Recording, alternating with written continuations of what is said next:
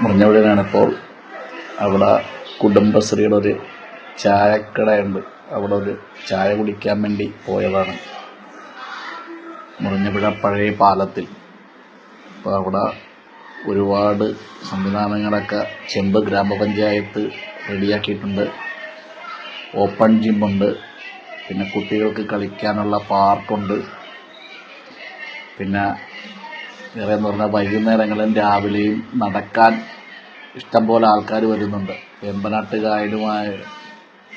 കായൽ ഉള്ളത് കൊണ്ട് നല്ല രസമാണ് അവിടെ വന്നിരുന്ന ഫാമിലീസും എല്ലാവരും അവിടെ വരുന്നുണ്ട്.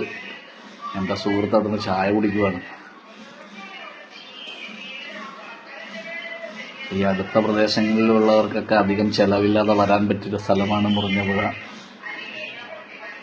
കായൽക്കാറ്റൊക്കെ കൊണ്ട് അവിടെ ഇരുന്ന് ചായയും പലഹാരങ്ങളും കഴിച്ച് നമുക്ക്